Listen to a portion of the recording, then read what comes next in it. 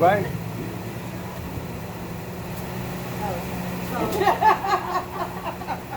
Dang, Andy, she's only got one joke on you.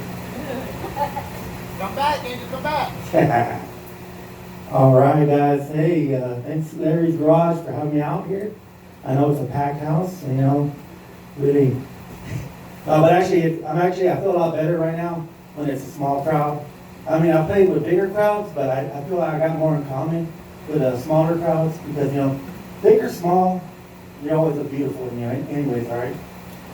And I feel like I got more in common with you right there because I think I'm a beautiful guy, right? But I'm also small in certain areas. So that's always a good thing right there. And you know what? I'm glad y'all laughed at that joke because my mom, when I told her that joke, she laughed so hardcore at that joke, I had to be like, Mom, you know where I was going with that joke?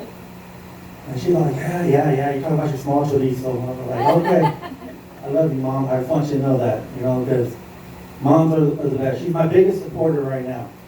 My dad, he's a good supporter, but whenever I was like a little kid and I told him I wanted to be a comedian, he's like, you want to try and do anything else besides being a comedian? And I was like, yeah, you know what? I want to dance. He's like, you know what? Never mind. Go ahead and stick to being a comedian then. Never mind.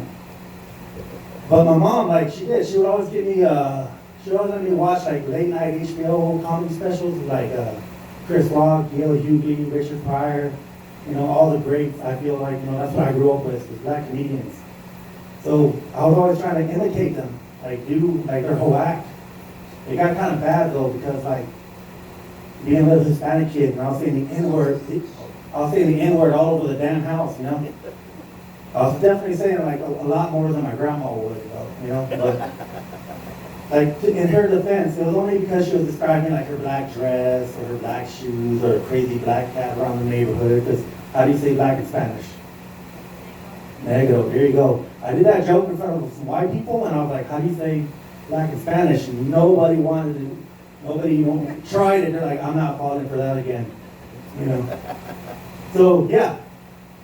So that's how she was always describing something black. And it wasn't until she put peach in front of it, then we're like, no, Grandma, come on. Can't have a race. I'm just talking about picha gato negro. I'm like, oh, okay, all right. Calm down. Just calm down, Mom. Thanks.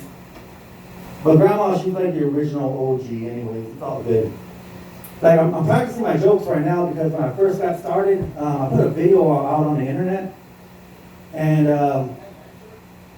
apparently, even when you're barely starting out, you get ranked with other comedians when you get stuff out there. And I was voted like least funniest comic, like all the way around on his webpage. It was crazy.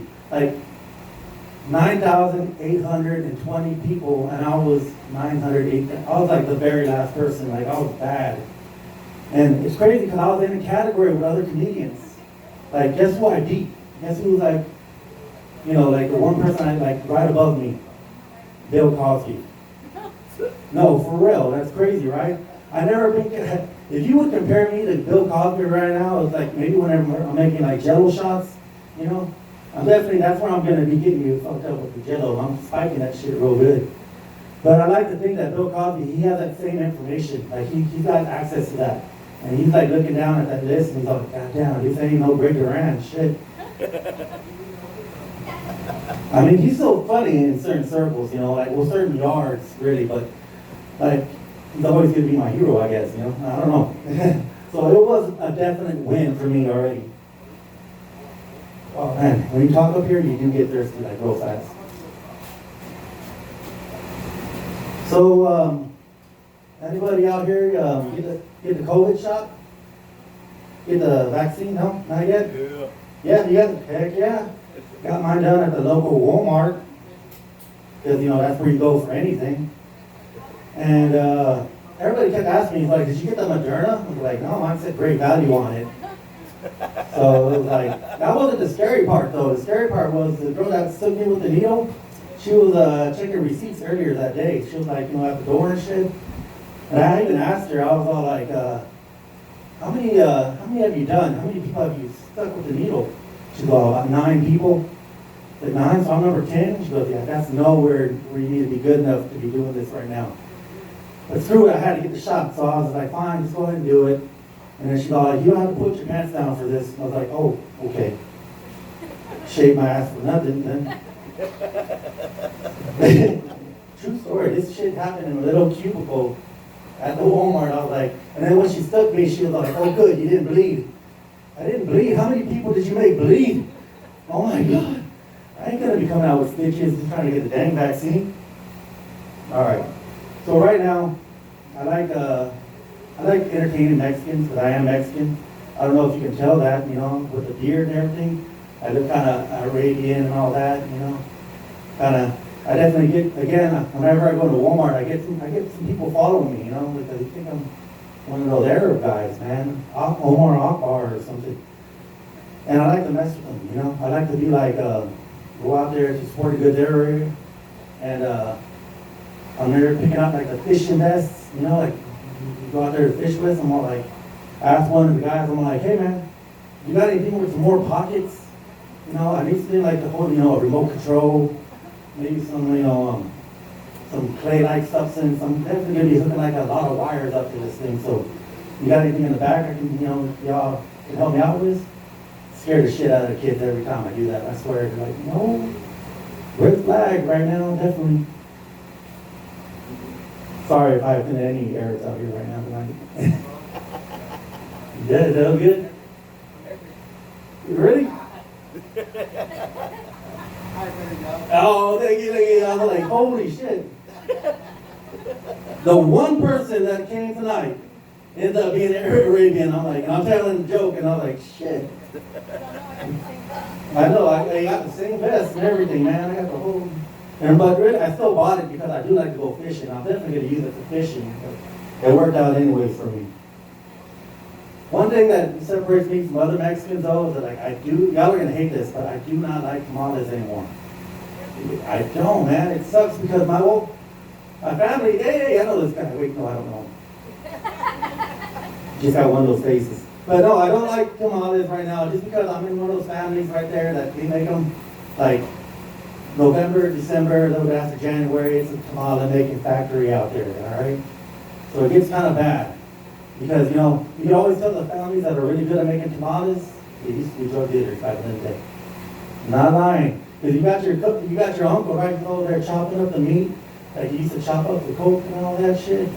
And then you got your cousins, one's spreading the masa, one's putting the meat in there, because cousins make dozens of tamales.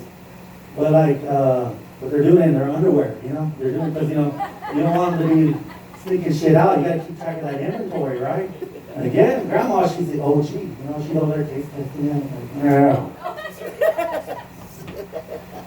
And then she's over here weighing it. This isn't a dozen, pendejo.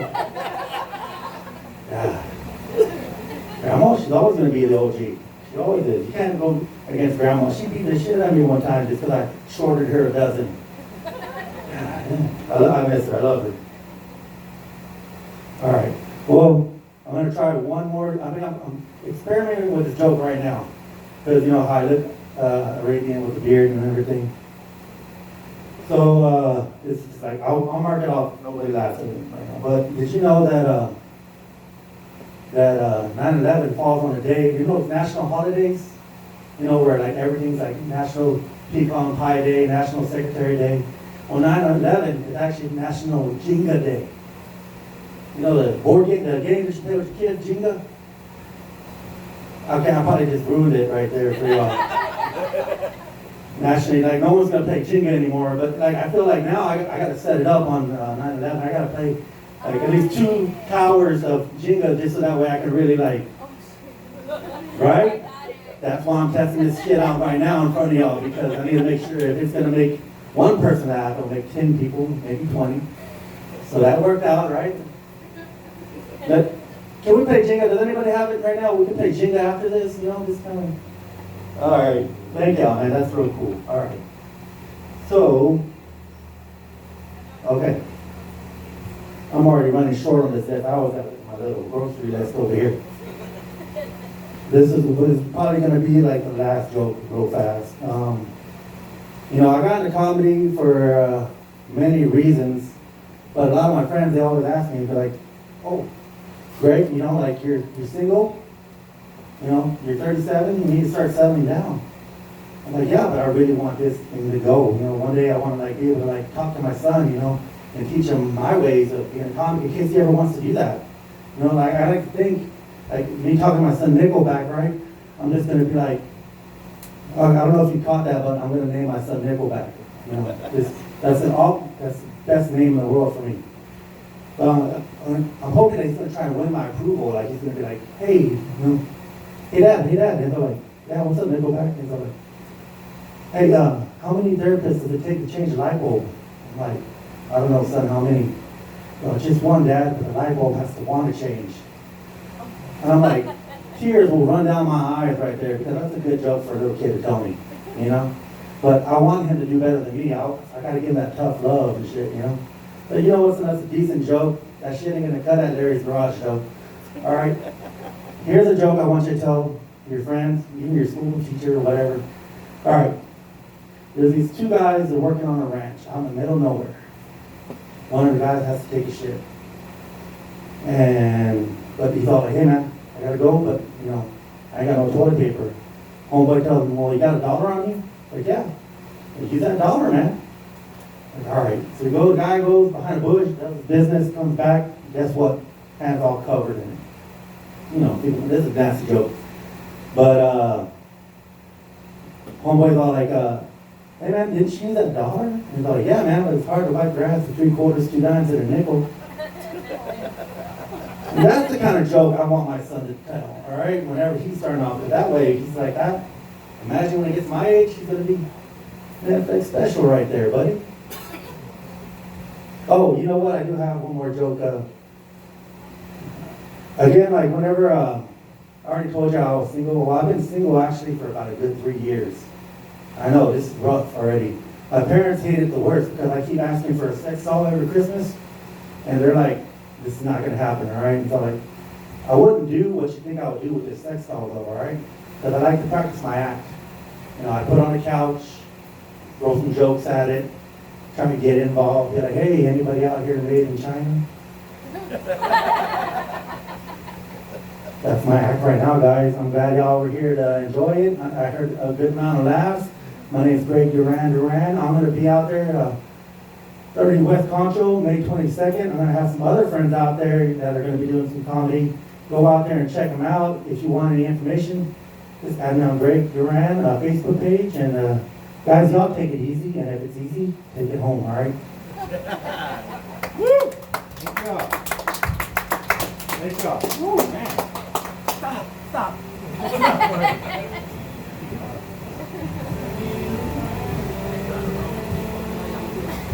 Want to see you.